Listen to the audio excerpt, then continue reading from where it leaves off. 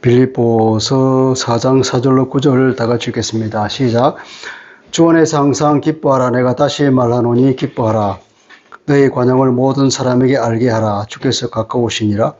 아무것도 염려하지 말고 다만 모든 일에 기도와 간구로 너희 구할 것을 감사함으로 하나님께 아뢰라. 그리하면 모든 지각에 뛰어난 하나님의 평강이 그리스도 예수 안에서 너희 마음과 생각을 지키시리라. 끝으로 형제들아, 무엇이든지 참되며 무엇이든지 경건하며 무엇이든지 옳으며 무엇이든지 정결하며 무엇이든지 사랑받을 만하며 무엇이든지 칭찬받을 만하며 무슨 덕이 있든지 무슨 기림이 있든지 이것들을 생각하라. 너희는 내게 배우고 받고 듣고 본 바를 행하라. 그리하면 평강의 하나님이 너희와 함께 계시리라. 아멘. 하나님의 말씀입니다.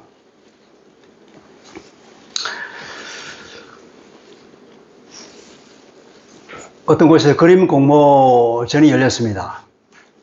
주제는 평화였는데요. 많은 그림이 이제 응모를 했죠. 잔잔한 호수 그림 얼마나 평안합니까? 푸른 초원. 그런 많은 그림들이 들어왔는데 우승작은 어떤 그림이냐면 거센 폭풍우가 몰아치는 아주 절벽 그림이었습니다. 근데 자세히 보니까 절벽 틈새에 작은 둥지가 있고 그 안에 새가 편안하게 있는 그림이었습니다. 평화라고 하는 것은 폭풍이 없는 상태가 아니라 폭풍 가운데서도 안전한 자리를 발견한 것, 그것이야말로 더 이 평화라는 것이 드러나겠죠. 우리 인생도 그런 것 같습니다. 오늘날의 시대는 샬롬이 없는 시대인 것 같습니다. 평안이 없어요. 현대인은 정말로 풍요로운 물질적인 풍요 가운데 살지만 정신적으로 황폐해지고 점점 마음에는 불안이 넘쳐는 시대에 살고 있습니다. 경제적인 문제 혹은 인간관계의 문제, 더구나 미래의 어떤 불확실성 가운데 그것이 두려움으로 다가오고 있는 것 같아요. 이런 시대에 정말 샬롬이 더 절실하게 요구되는 시대입니다. 오늘 우리가 보니까 바울은 정말로 이 어려움 속에서도 그 폭풍 가운데서도 평강과 기쁨을 누린 사도임을 우리는 알고 있습니다.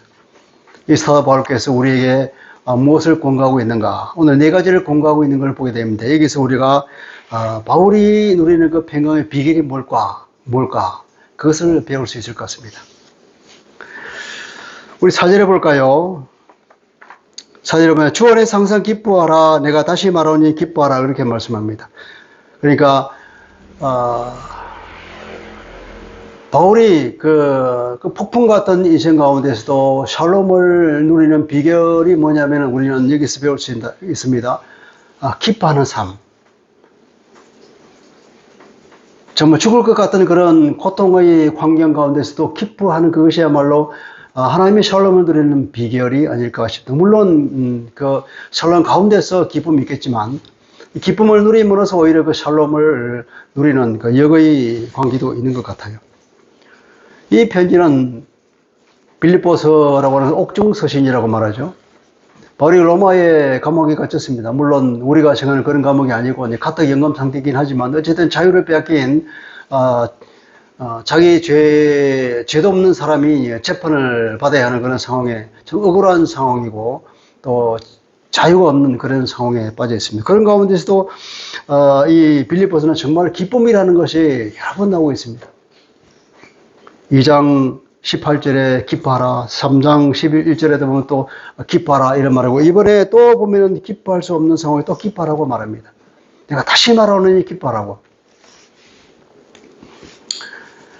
1장 17절, 18절을 보면은 바울은 기뻐할 수 없는 가운데서도 기뻐하는 근거를 찾는 두 지혜를 보게 됩니다.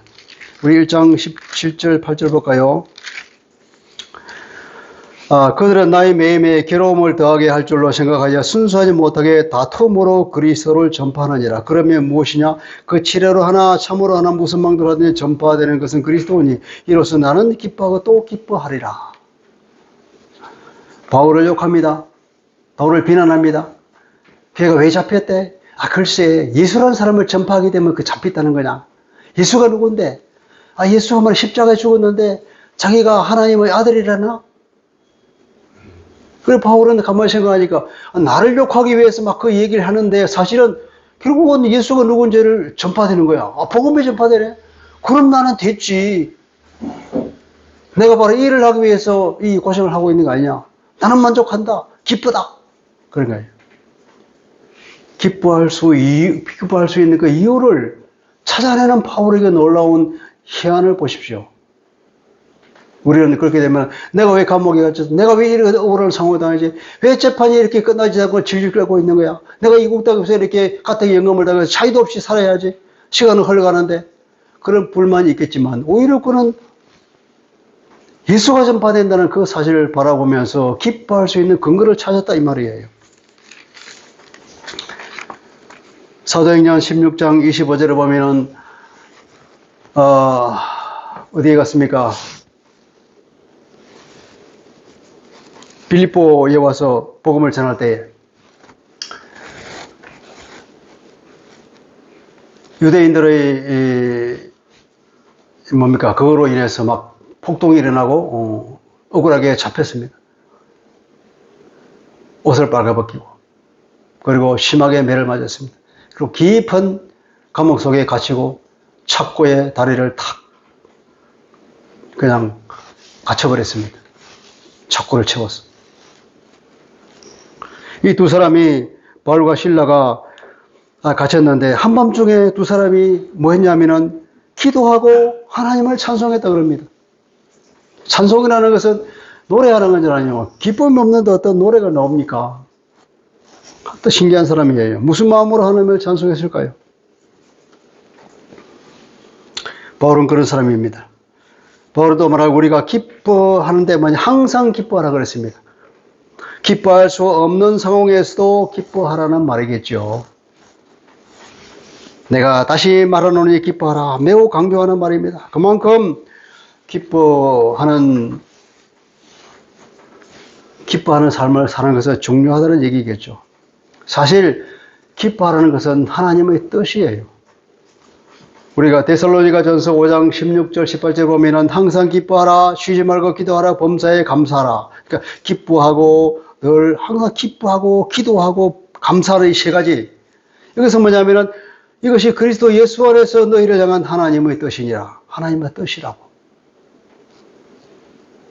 우리가 보통 하나님의 뜻을 했잖아요. 무엇이 하나님의 뜻일까? 간단해요.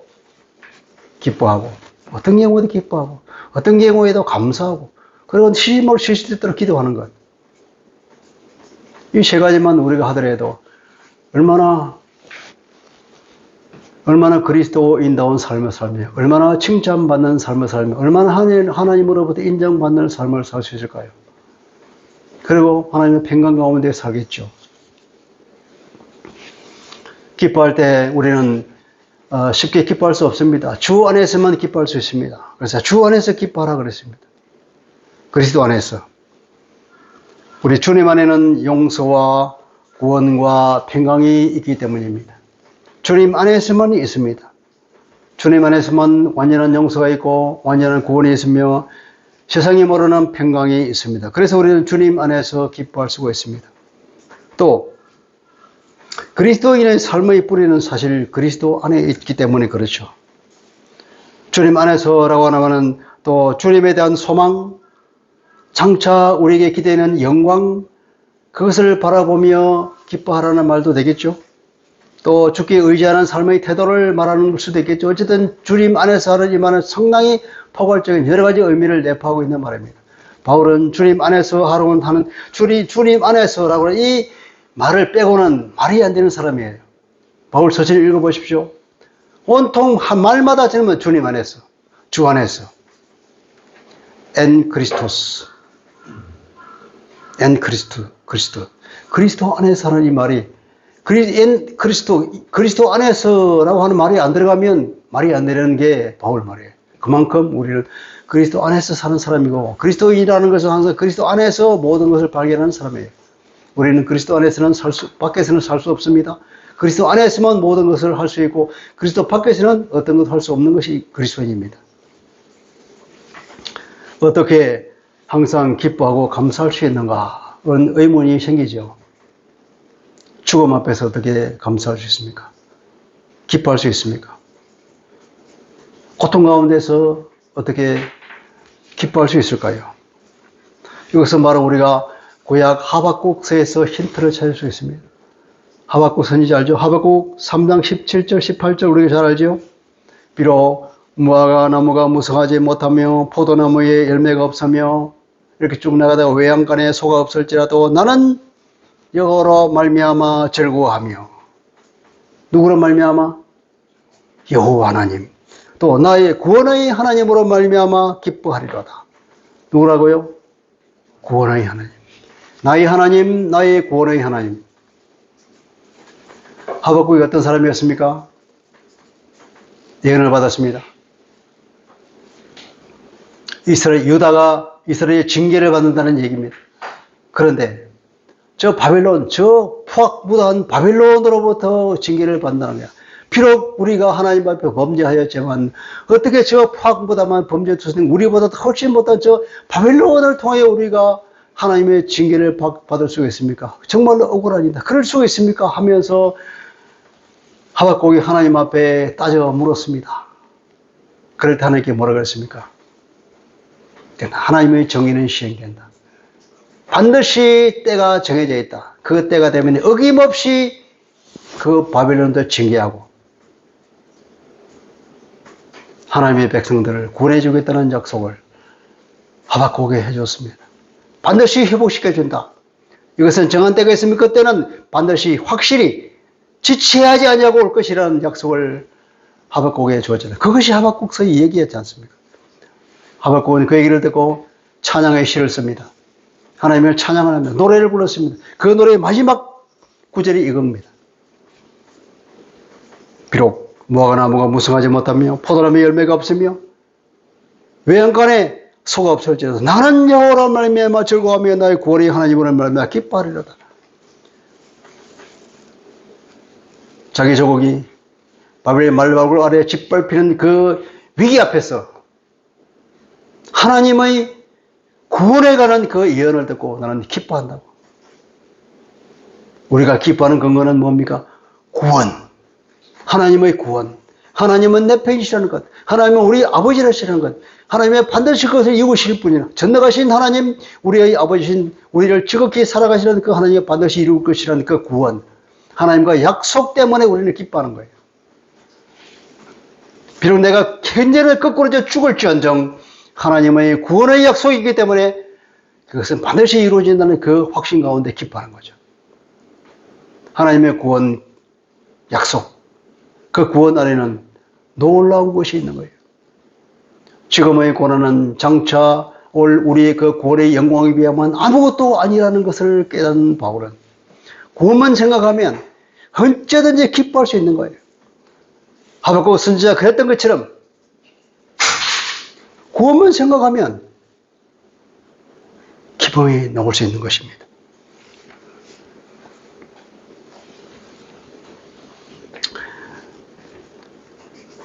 우리의 기쁨의 근거는 바로 구원의 은혜에 있습니다. 선하신 하나님, 아버지신 하나님, 전능하신 하나님이기 때문에 우리는 기뻐할 수 있죠. 바울은 구원의 하나님이 구원의 주님을 한시도 잊지 않았던 것입니다. 삶의 근거도 살아야 할 이유도 바로 나를 구원하신 주님 안에 있다는 거예요. 그러니까 자다가도 고통 가운데서도 죽음의 문턱 앞에서도 이 생각만 하면은 웃음이 나올 수 있다는 거죠.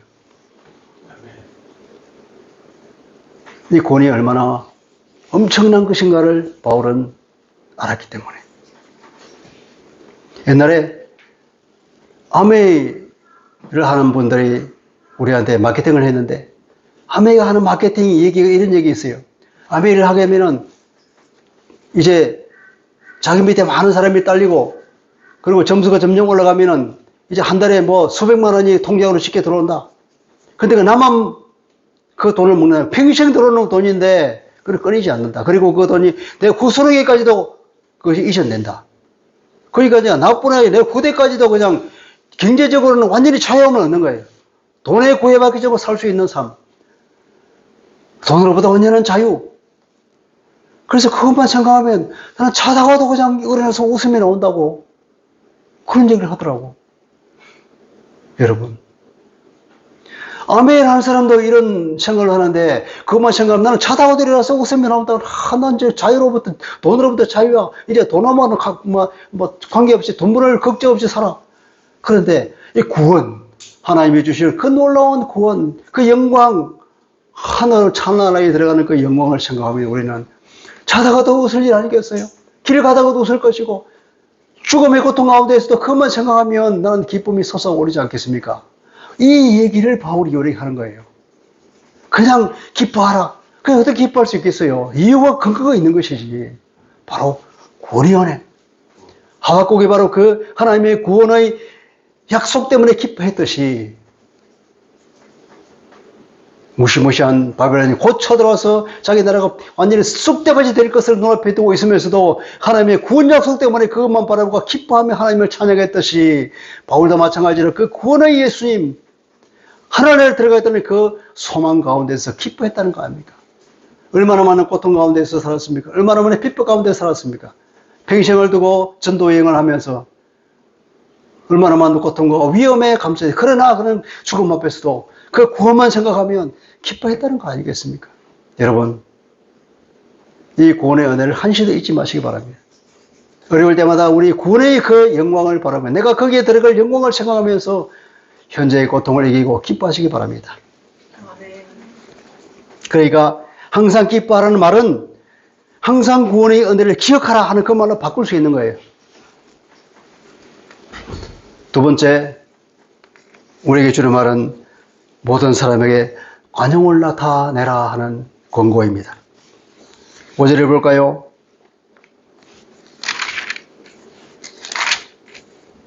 너희 관용을 모든 사람에게 알게 하라. 주께서 갖고 오시니라 그랬습니다. 그러니까 내적으로는 기뻐하고 외적으로는 타인에 대하여 너그러운 태도를 보이라는 겁니다. 관용이라는 이 단어는 순하다, 온화하다, 친절하다, 너그럽다 이런 여러 가지 뜻을 내포하고 있는 단어인데, 그러니까 너그럽다는 말이 우리에게 더 쉽게 이해되잖아. 너그러운 사람, 넓은 마음으로 남을 품어주는 그런 사람. 그러니까 그러려면은 양보하는 사람이겠죠. 양보심 있는 사람, 나의 권리를 포기하고 기꺼이 아량을 베풀 수 있는 그런 마음. 그게 너그러운 마음이에요. 여러분, 너그러운 사람이 있는가 하면 그 반대는 어떤 사람입니까? 까칠한 사람. 제가 까칠하다는 말을 많이 들었습니다. 회개하고 바꿔야 되겠죠. 뾰족한 사람, 매사에 따지는 사람. 어떤 상황이 발생했습니다. 어떻게 그럴 수가 있어? 그 사람이 어떻게 나한테 그럴 수가 있냐고. 그런 너그러운 사람은 어떻습니까? 그럴 수도 있지. 그럽니다. 이것이 너그러운 거예요.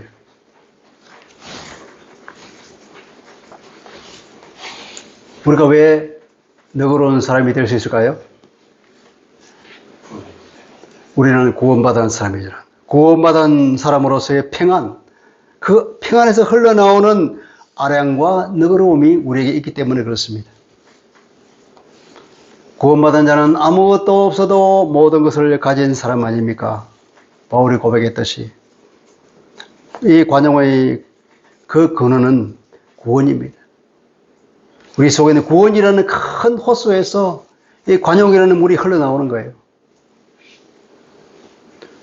내가 가진 이 구원에 비하면 이 조금 양보하는 이것은 아무것도 아닌 거예요. 그냥 그럴 수도 있지. 이해해. 그냥 양보하지. 그냥 가져. 그것이 구원받은 사람의 너그러움입니다. 그리고 또 한번 관용을 입은 자로서의 아량이죠. 우리는 관용을 입었습니다. 용서받을 수 없는 죄를 용서받은 사람입니다. 나의 구질구질하고 모든 더럽고 하나님 앞에 설 수 없는 이 모든 죄를 주님의 보혈로 깨끗이 씻음받은 사람이잖아요. 그런데 하물며 내가 누구의 허물을 탓할 수 있겠습니까?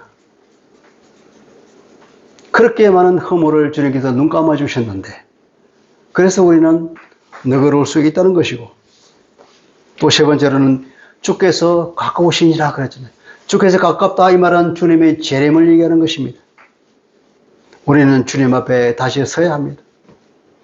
예수님은 우리에게 살아생전에 어떤 비유로 말씀하신 적이 있죠? 용사라 그러면서 1만 달란트 빚진 사람과 100데나리온의 빚진 빚을 채권을 가진 사람 그 비유를 한 적이 있잖아요. 1만 달란트 어마어마한 빚을 졌는데 너무 불쌍해서 용서해 줬다 그러잖아요. 근데 이 사람이 밖에 나가가지고는 자기 친구한테 100데나리온을 빌려간 그 친구가 돈을 안 갚는다고 맥스를 잡고 있다 감옥에 쳐놨다는 얘기. 우리가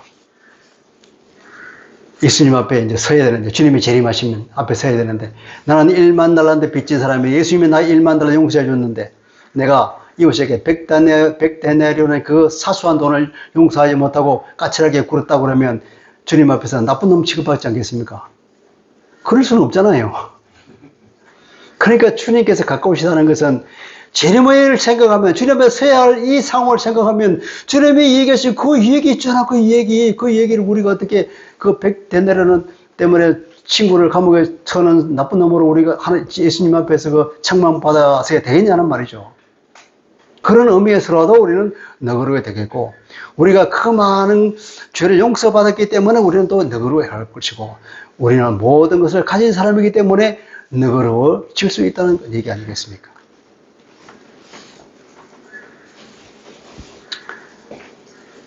재림의 날, 그것은 보복의 날입니다. 신원하는 날이라고 그러죠. 신원하는 날. 보복하는 날. 그러니까 정의가 실현되는 날이잖아요. 우리가 비록 억울한 일을 당해도 관용을 베풀 수 있는 이유는 곧 우리가 주님께서 내 대신 보복해 주시기 때문에, 나를 신원해 주실 것이기 때문에, 그 정의가 살아날 것이기 때문에, 비록 내가 억울한 일을 당하더라도 너그럽게 넘어갈 수 있다는 얘기입니다. 그리고 또 이 관용이란 바로 하나님의 지혜라는 것입니다. 야고보서 3장 7절에 보니까 오직 위로부터 난 지혜는 첫째 성결하고 다음에 화평하고 관용하고 양순하고, 관용이라는 것도 뭐냐면 하나님의 지혜라는 거예요. 하나님의 모든 말씀은 뭐라고 해요? 그게 지혜라고 했잖아요. 인생을 살아가는 모든 지혜가 하나님의 말씀에 있다. 하나님의 말씀대로 살아가면 그것보다 지혜로운 삶이 없다는 거죠. 왜냐? 하나님이 우리를 지으셨기 때문에 인생 사용 설명서가 하나님의 말씀이라는 거죠. 그래서 하나님의 말씀은 지혜입니다. 그래서 뭐냐면은 야고보서 5장 7절 그러므로 형제들아 주께서 강림하시기까지 길이 참으라. 재림신앙을 가진 사람은 곧 주님이 강림하셔서 우리의 모든 것을 해결하실 것이기 때문에 우리는 참을 수가 있는 겁니다. 길이 참을 수가 있습니다. 억울한 일을 당해도 그렇게 넘어갈 수 있습니다. 너희도 길이 참고 마음을 굳게 하라. 주의 강림이 가까우시니라. 가까우시다 그랬잖아요. 야고보서도 주님이 재림이 가깝다. 사도 바울도 주님께서 가까우시다. 재림신앙을 가진 사람은 너그러움을 가질 수 있습니다. 로마서 12장 19절 너희가 친히 원수를 갚지 말고 하나님의 진노하심에 맡기라. 진노하심, 하나님이 언제 진노하십니까? 주님의 재림 때에. 그 진노는 바로 심판이잖아요. 주님의 재림 때에 하나님이 주님을 통하여서 심판하십니다. 그때 보복하실 것이기 때문에 그것이 선으로 악을 이기는 방법이죠. 그러니까 두 번째 뭐라고 그래요? 너그러운 사람이 되어라. 이웃에게 관용을 베풀어라. 첫째는 어떤 경우에도 항상 주님 안에서 기뻐하라. 기뻐하라. 기뻐하라는 것은 우리의 구원의 은혜를 항상 생각하라. 두 번째로는 외적으로는 관용을 베풀어라. 세 번째는 뭐냐? 세 번째는 염려하지 말고 기도하라는 권고입니다.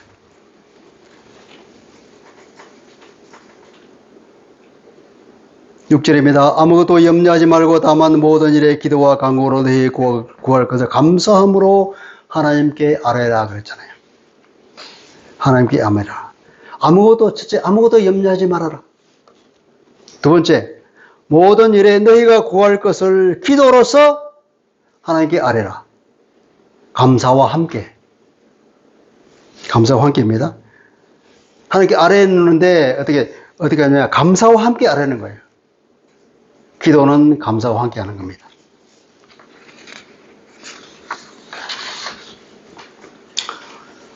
이 염려라고 하는 것이 인간에게 워낙 많기 때문에 염려의 다른 말은 뭐겠습니까? 근심이라는 말이 있잖아요. 근심이라는 말 뭡니까? 걱정이라는 말이 되잖아요. 그만큼 이게 염려가 많다는 거예요. 단어도 벌써 3개나 되잖아요. 근심, 걱정, 염려.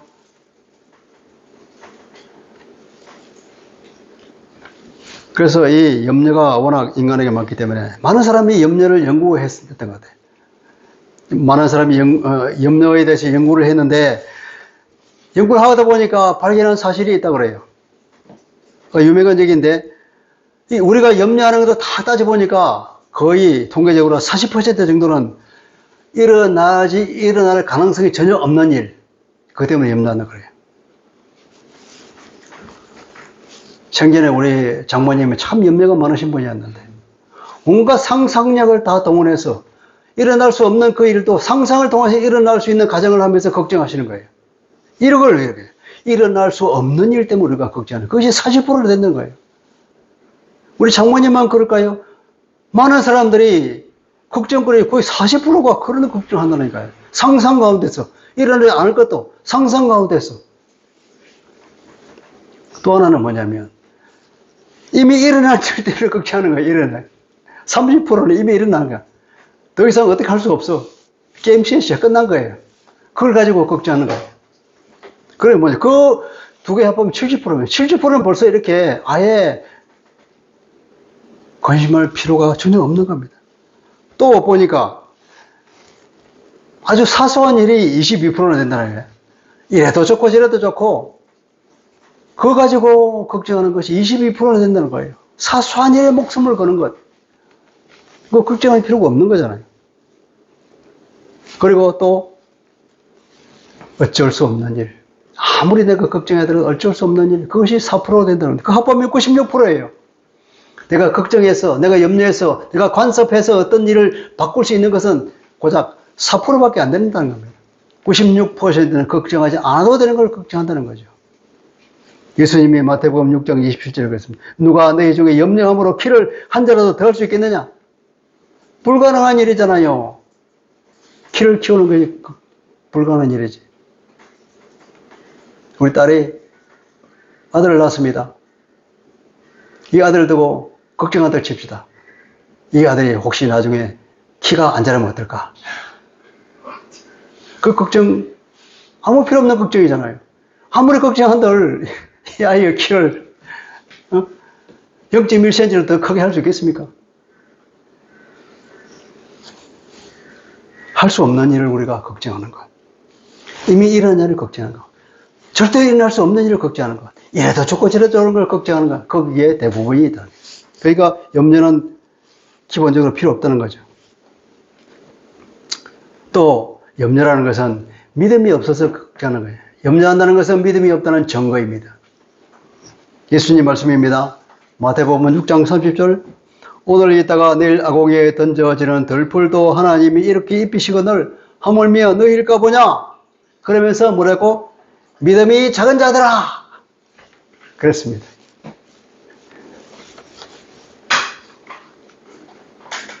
여러분, 걱정은 무엇의 증거라고요? 믿음이 작은 자들아! 믿음이 없다는 증거예요.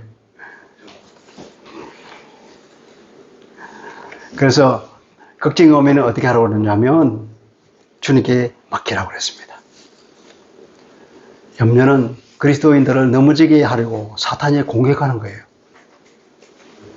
베드로전서 5장 7절 너희 염려를 주께 맡기라. 이는 그가 너희를 돌보시기 때문이다. 하나님은 우리 아버지지 않습니까? 좋은 것을 주시는 분이 아닙니까? 그분은 또 우리를 그렇게 사랑하실 뿐 아니라 전능하시기까지 하지 않습니까? 그러니까 우리가 걱정할 필요가 없다는 거지요.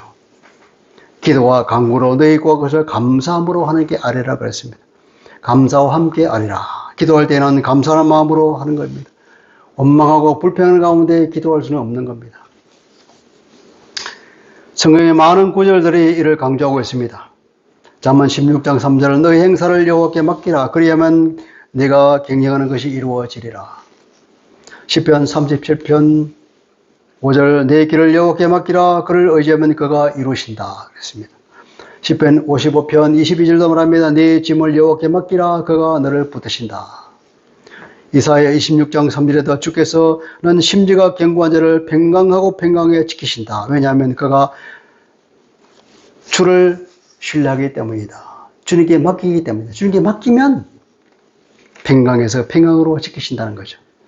예레미야 선지자도 얘기했습니다. 구약의 많은 부분에서 워낙 사람이 염려를 많이 하기 때문에 성경에도 많이 이렇게 권고하겠죠. 다 하나님께 맡겨버리라. 결과는 어떻습니까? 7절입니다. 그리하면 모든 지각에 뛰어난 하나님의 평강이 그리스도 예수 안에서 너희의 마음과 생각을 지키시리라 그랬습니다. 하나님의 평강. 오늘 말씀의 제목이 뭡니까? 하나님의 평강 안에 사는 방법이죠. 하나님의 평강 안에 살려면 바로 이렇게 해야 된다는 거예요. 그리하면 하나님의 평강이 너희 마음과 생각을 지키신다. 지킨다는 것은 파수한다. 이거는 가드, 지킨다. 보호하신다는 거예요. 어디서? 그리스도 예수 안에서. 이것도 예수 안에 있습니다. 하나님의 평강은 어떻습니까? 인간의 모든 지각을 뛰어넘는 거예요. 지각이라는 것은 이성과 이해력과 혹은 판단력 이거죠. 인간의 모든 이성을, 인간의 모든 이해력을 뛰어넘는 것, 초월하는 것입니다. 그것은 초자연적인 하나님의 평화입니다. 예수님은 요한복음 14장 27절에서 그렇게 말했습니다. 평안을 너희에게 끼치노니 곧 나의 평안을 너희에게 주노라. 그러면서 내가 너희에게 주는 것은 세상에 주는 것과 같지 아니하다. 세상에 주는 것, 그런 안심 정도가 아니라 하늘에서 내려오는 초자연적인 인간의 이성으로서는 상상할 수 없는 그런 초월적인 하나님의 평강이라는 얘기예요. 그 하나님의 평강이 우리의 마음과 생각을 보호해 준다는 거예요. 그렇게 되면 우리의 마음과 생각이, 사탄이 우리의 마음과 생각을 끊임없이 괴롭히는데 하나님의 그 평강이 탁 우리 마음과 생각을 덮어버리면 아무런 요동이 없이 평강 가운데 들어간다는 거죠. 우리 마음과 생각이 바로 사탄의 주요한 공격 대상이잖아요. 이 마음과 생각이 사탄의 주요 공격 대상이기 때문에 반드시 하나님의 평강으로 우리는 무장되어야 되는데, 이 하나님의 평강으로 무장을 받기 위해서는 어떻게 했다? 염려를 주께 맡겨버리고 기도한다는 거죠. 감사함으로 기도를 하면 된다는 겁니다. 여기서 우리가 놀라운 것을 발견합니다. 기도 응답이란 무엇일까요? 기도한 대로 되는 것만이 기도 응답이 아니라는 겁니다. 우리는 보통 우리가 기도한 대로 되는 그것만이 기도 응답이라고 생각하는 건데, 그런 경우에는 어떻게 보면 극히 드문게 있습니다. 대부분의 경우에는 어떻습니까? 그 기도하는 내용은 지금 이루어질 수도 있고 나중에 이루어질 수도 있고 하나님께서 다른 것으로 이루어 주실 수도 있고, 혹은 거절하는 것이 더 우리에게 더 유익하다 그러면 거절하실 수도 있습니다. 그러니까 기도 응답되는 건 다양한 케이스로 응답되죠. 그러나 여기서 기도 응답의 핵심은 초자연적인 하나님의 평강입니다. 우리가 요구하는 그것이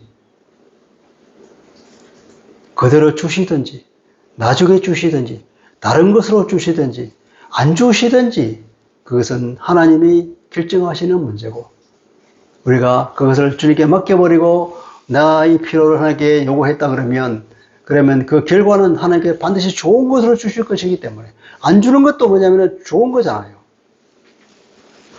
그래서 우리는 하나님의 평강, 초자연의 평강이 우리 마음을 덮을 때 그것이 기도 응답의 핵심이라는 겁니다. 뭐라고요?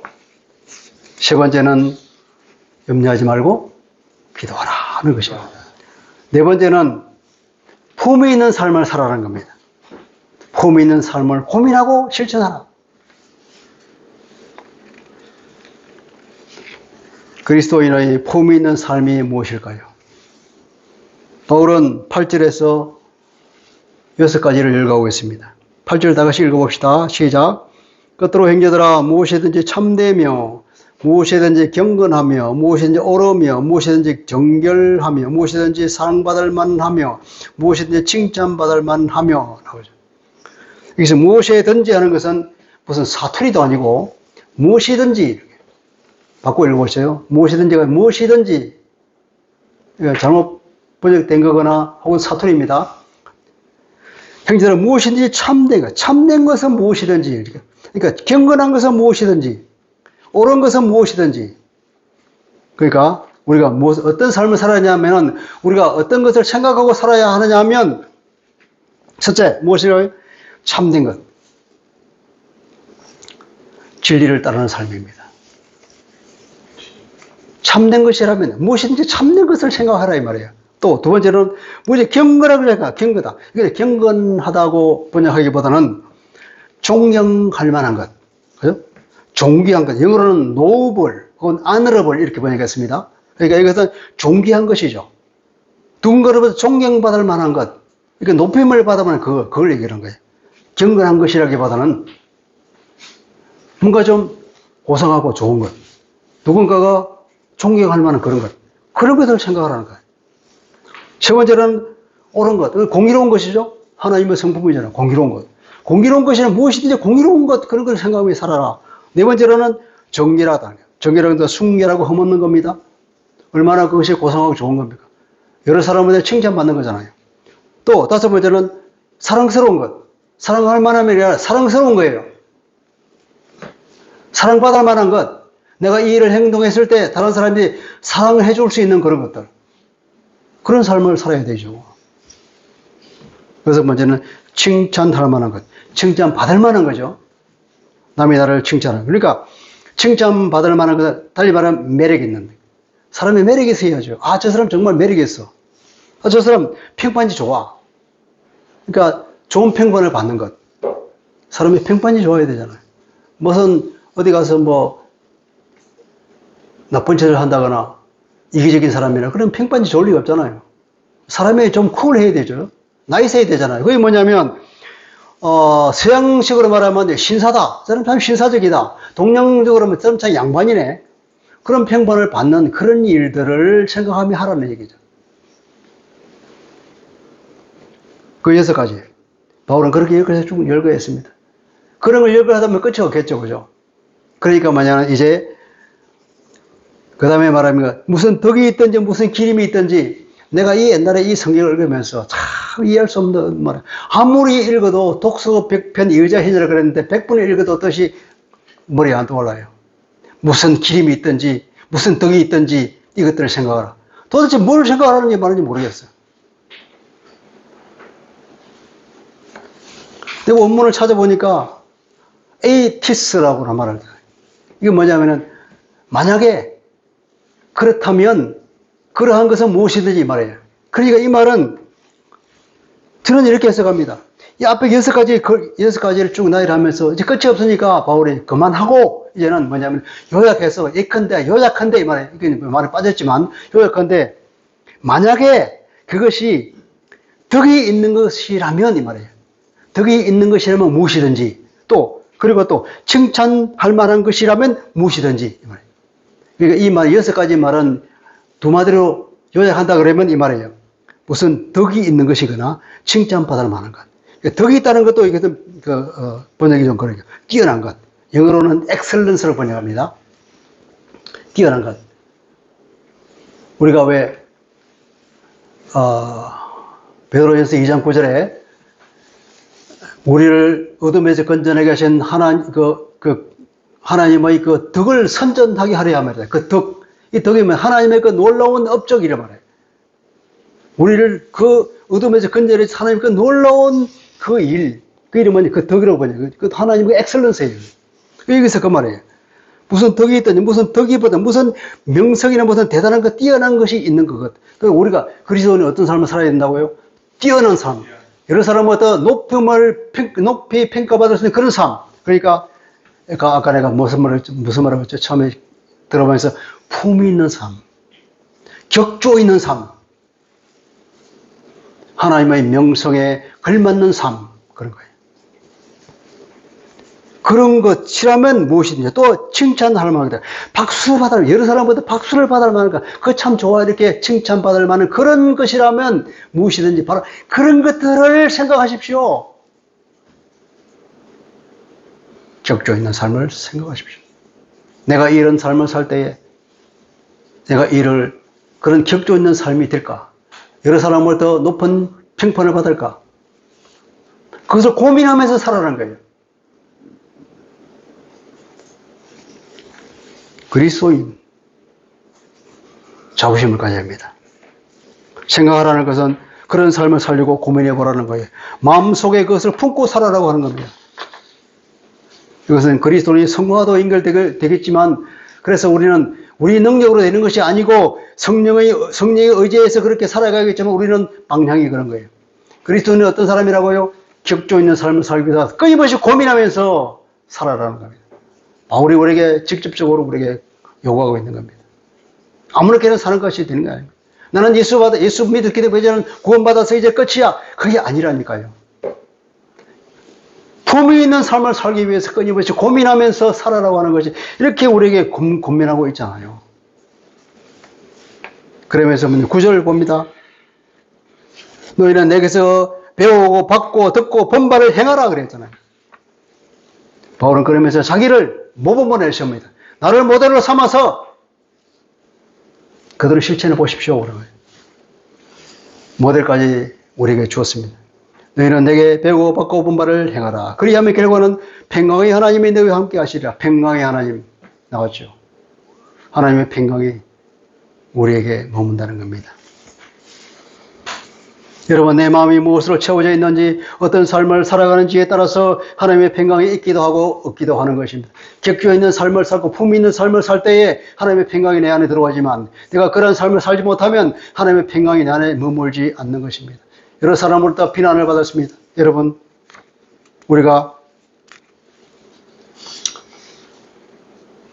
예수로 그러면은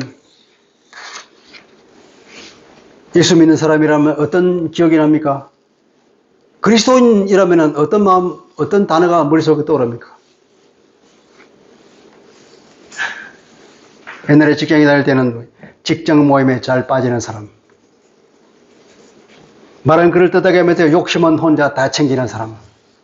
이런 사람으로 얼마나 많은 사람의 머릿속에 내리에 박혀 있습니까? 이런 것은 절대로 안 되는 겁니다. 그 사람은 죽으면 죽었지 남을 이용하는 사람은 아니야. 그것이 그리스도인이야. 그런 생각이 바뀌어 있어야죠. 다시 말하면 그리스도는 참 양반이야. 그리스도는 신사야. 이런 게 믿지 않는 사람의 머릿속에 들어있어야지. 어떻게 그런 단어들이 불신자들의 머릿속에 있어야 되겠습니까? 그리스도는 절대로 남을 속이지는 않는 사람이라. 이런 것들이 내 속에 박혀 있잖아요. 우리 그리스도인이 이런 품격 있는 삶을 살 때에 비그리스도인들이 그리스도인에 대해서 이런 단어가 머릿속에 박혀 있죠. 그래야 우리가 그것이 전도가 되지 않습니까? 그리스도인은 품격 있는 삶을 살아야 되는 겁니다. 예수 그리스도의 품격을 말하는 거죠. 세상 말에 이런 말 했잖아요. 우리가 무슨 뭐가 없지 가오가 뭐라 그럽니까? 가오가 있지 그러잖아요. 세상 사람들도 가오를 내세우는데 어떻게 그리스도인이 그런 품격을 내세우지 않겠어요? 우리는 사회적 품위를 지키려고 애를 씁니다. 자기 지위에 걸맞는 삶을 살려고. 우리는 그보다 우선하여 내가 믿는 여호와 하나님, 나를 구원하신 예수 그리스도의 품격에 누가 되지 않는 삶을 살아야 하지 않겠습니까? 그것을 바울이 우리에게 권고하고 있는 거예요. 품위 있는 삶을 사시기 바랍니다. 그것을 위해서 늘 고민하고 바울이 우리에게 말하고 있는 것을 실천할 때 그때 우리에게 평강이 온다는 거 아닙니까?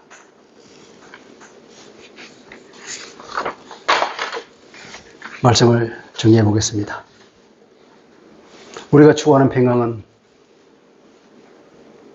우리가 그리스도 안에서 누리는 샬롬은 세상에 주는 그런 일시적인 어떤 안심 정도가 아니고 그것은 초자연적인 하나님의 평강이라는 얘기입니다.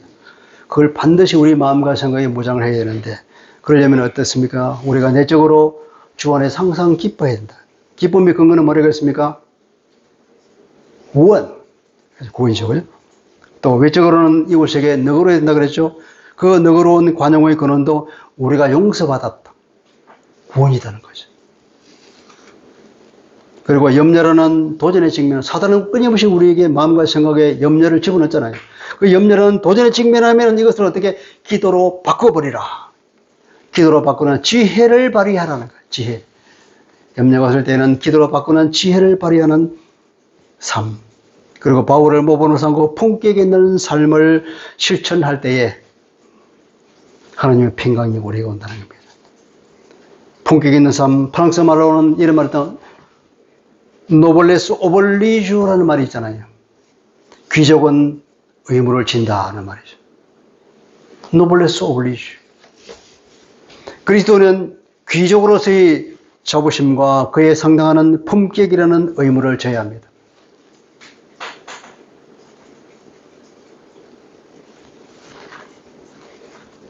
여러분, 이 세상에서 귀족으로서의 자부심이 있습니까? 당연히 그래야 합니다. 귀족이라면 또 노블레스 오블리주가 있습니다. 품격 있는 삶을 살아야 합니다. 이때에 모든 지각을 뛰어넘는 하나님의 평강이 우리의 마음과 생각을 지키시고 평강이 하나님이 우리와 함께 하신다는 약속이 있습니다. 이제 여러분 우리 자신을 한번 돌아봅시다. 눈을 감아 주십시오. 나는 구원의 은혜가 얼마나 불가사의하고 또 다행스럽고 감사한 것인지 얼마나 자주 생각하며 웃음 짓고 있습니까? 구원의 은혜 정말 내가 놀라워. 상상할 수 없어. 어떻게 내가 구원을 받았지? 내가 구원받은 게 얼마나 당황스러운지 몰라.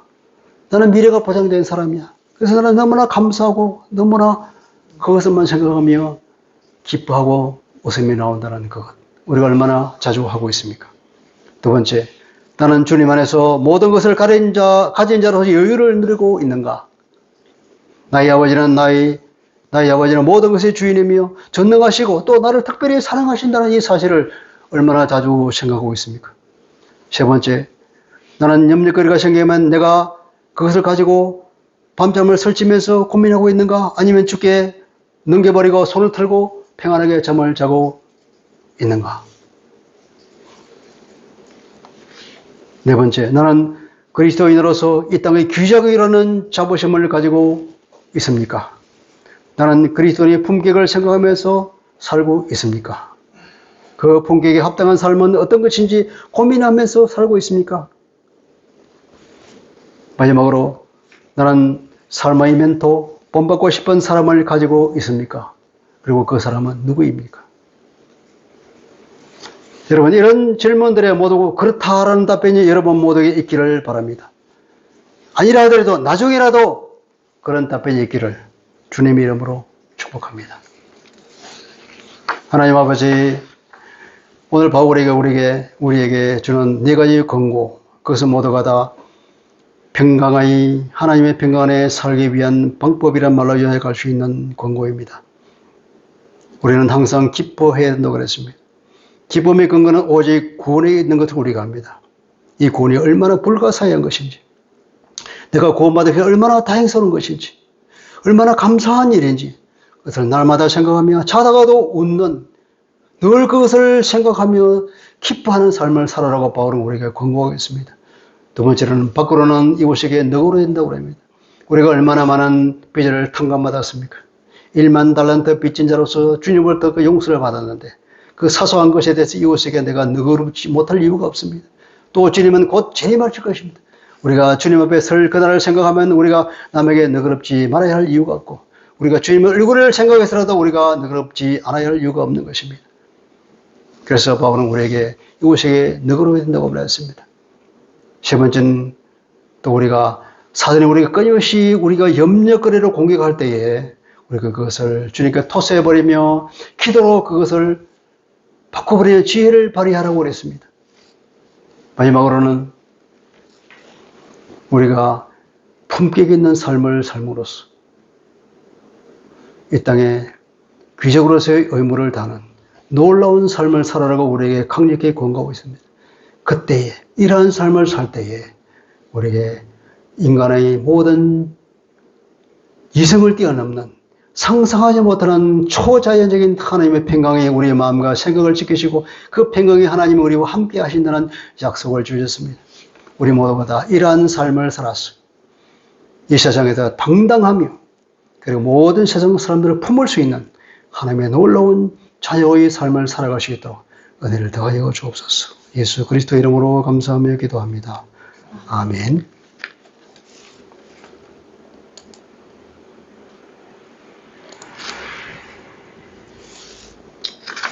찬양 307집 정하겠습니다.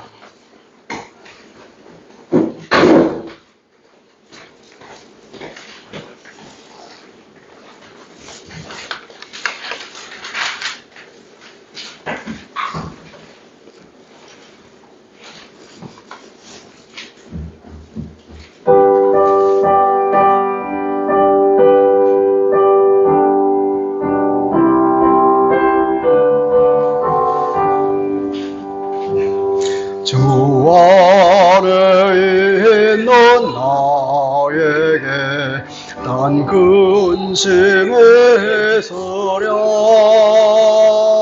십자가 밑에 나가 내 짐을 부른다.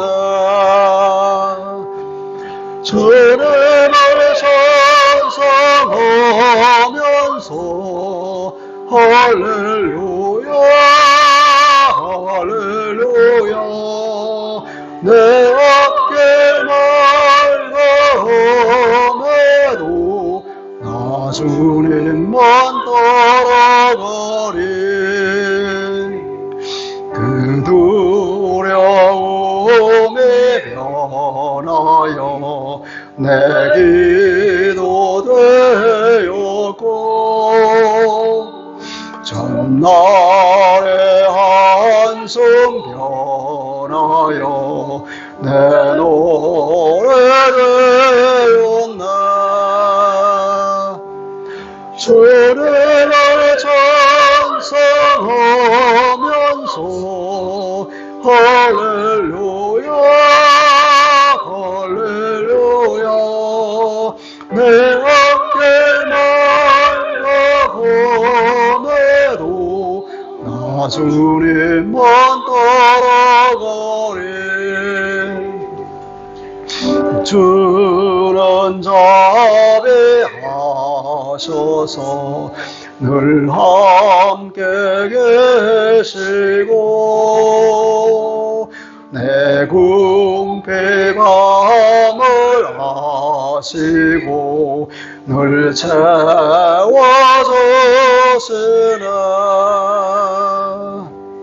주님을 찬송하면서 할렐루야 할렐루야 내 어깨 맑음에도 나 주님만 따라가리. 내 주와 맺은 언약은 영불변하시니 그 나라 가기까지는 늘 보호하시나. 주님을 찬송하면서 할렐루야 할렐루야 내 어깨 맑음에도 나 주님만 따라가리.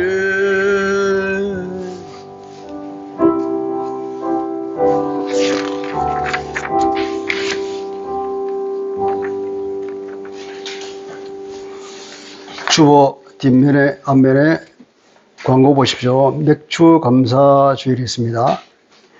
7월 첫째 주일, 7월 5일 주일은 맥주 감사 주일로 지킵니다.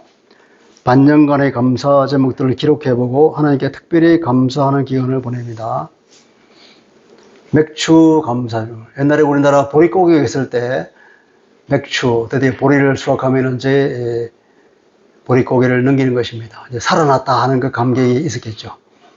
그것이 우리나라의 맥주절을 지키는 그런 아마 중요한 이유가 아닌가 싶은데, 오늘날은 보릿고개가 없기 때문에 이제 맥주라는 의미가 별로 없지만, 일단 우리가 7월 첫 주에 드린 이유는 6개월 동안 금년 상반기 동안 하나님께서 우리에게 주신 은혜를 생각해 보면서 감사하는 기간을 가지자는 그런 의미라고 봅니다. 그러니까 우리가 하나님께서 우리에게 주신 은혜, 아까 내가 얘기했듯이 내가 기도하는 기도 제목, 내가 원하는 대로 주는 것만이 기도 응답받는 게 아니에요.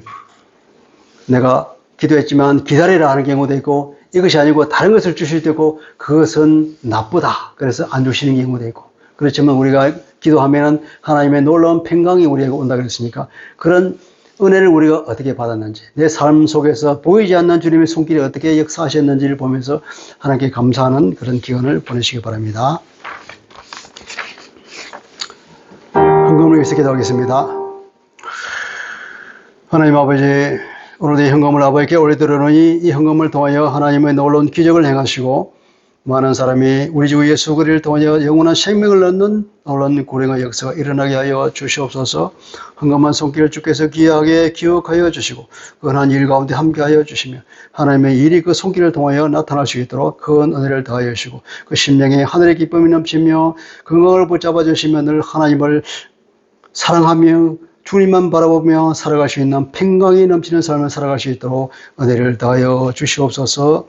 지금은 우리 주 예수 그리스도의 은혜와 하나님의 극진하신 살아가심과 성령님의 놀라운 내주하심의 은혜가 이제 하나님의 놀라운 평강 가운데 살기를 바라고, 그 평강을 누리기 위한 방법을 실천하기를 바라는 하나님의 놀라운 백성들과 그리고 이 교회 위에 지금부터 영원히 함께 있을지어다. 아멘.